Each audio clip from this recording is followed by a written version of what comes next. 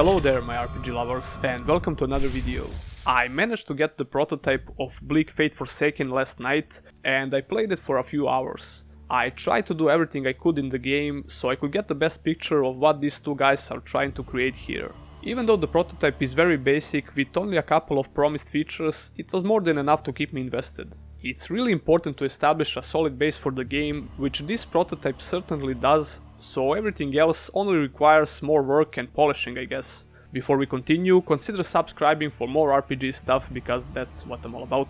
We're gonna start with the class selection. There are just two classes for now, but the only difference between them is the class ability and your stats. I played with both classes just to see how much difference the stats make. The Vanguard starts with more constitution and strength, while Jaeger had more balanced stats with much higher agility. The role of these stats are what would you expect from an RPG, but each of them will give you more than one benefit. Constitution, for example, will increase your health, but it will also make you withstand more hits before you knock down. And trust me, you're gonna get knocked down a lot with low constitution. Strength will increase your weapon power, swing speed, carry limit, which is absent from this prototype by the way, and how much damage you can resist before you become more dead than you actually are, because you're undead. Anyway, I picked the Vanguard and started the game. Then we have this cool but WTF cutscene and we're in. Picked up some loot, equipped the pants and the pipe. The first time I tried the combat it seemed weird.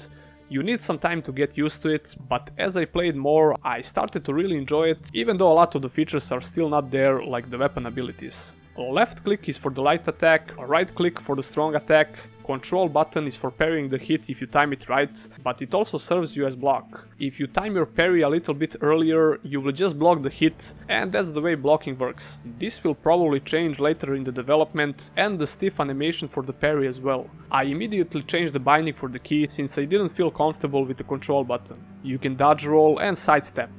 Dodge roll uses more stamina, but it will get you further away. Dodging feels really snappy, same as the controls in general, except the parry, which can feel really stiff. If you play the Surge, for example, you will feel comfortable with the dodging probably right away. These undead guys are the most common enemy type that you'll fight in this prototype. Their fighting style is different depending on the weapon they're using. There are also a couple of unique mini-bosses that you'll find, and they all have different fighting styles. Your attack animations will change as well depending on the weapon. I think that the best tactic for dealing with undead enemies is to avoid their combo, which usually comes with 2 or 3 hits, and then you start your own attack. But it's not actually that simple, because if you don't move in time you can easily get hit, or in worst case scenario you will get knocked down if your constitution is low. This means that you can get executed, but it seems like this mechanic is not yet implemented. For enemies at least, because your character on the other hand can use this mechanic. Once you knock down your opponent with regular attacks or by successfully parrying, you can press F and use the execute move. This will usually instantly kill weaker enemies, but it won't be that easy with some tougher foes. You can do this multiple times to some tougher enemies and you'll do increased damage to them, but it can be really risky. All of this is affected by the stats that you and your opponents have. After being a dumbass and killing the only friendly NPC that can help you get stronger by offering him some items, I decided to start again, but this time with the Jaeger. And almost right away in my first fight, I could feel how different it is to fight with lower constitution, since I got knocked down quite a lot until I increased that stat with gear, and I also visited my old friend again. Oh yeah, he actually dropped some unique gear. Anyway, the reason for starting again with this class is the bow, and it works as you would expect pretty much. Every attack with the bow uses stamina as well, and you'll need to find or craft arrows from the menu if you got the mats. By the way, this whole menu is just a placeholder, like almost everything else in the game at this point. If you want to play as a pure archer, you'll have to dodge a lot.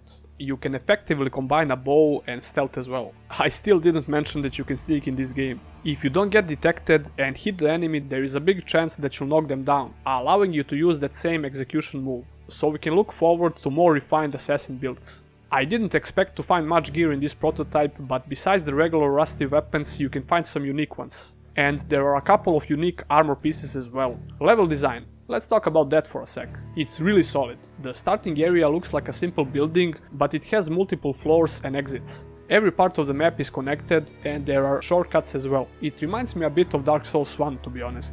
Vertical exploration is always a big plus in my book. By the way, enemies will not always be at the same place, sometimes they won't be there at all, but sometimes you'll get crowded. I know they plan to implement a mechanic for AI that will serve to make your every playthrough a bit different, but I'm not sure if this is fully implemented in this prototype. Probably not. One more strong aspect of this prototype is the atmosphere. It's really immersive, which is important since they will mostly rely on the environmental storytelling. It really has that horror vibe as they promised, especially in the first area.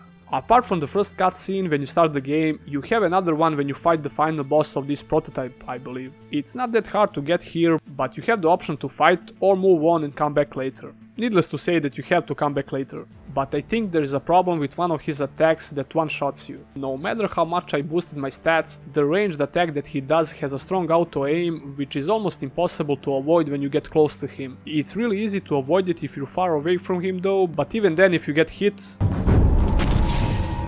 No matter how much I tried to beat him, I almost did no damage at all, and it really makes me wonder did I miss something, so I'll continue to play more until I find out. The most important thing I got from this prototype is the urge to play more. It's obvious that all of this is still really early work in progress, but those core elements are there, and like I said, this only needs more work. I really don't want to create hype or anything, but I think that this game has a huge potential. These two guys are just insane, man, and I really hope the Kickstarter will be successful. I will probably stream one whole playthrough of this demo soon as well, and if you like this video, please press the thumbs up button and consider subscribing. My whole channel is based around RPGs, I do in-depth guides, news and reviews. Special thanks to my Patreons, and if you as well want to become one, all the links are in the description. See ya! In the next one.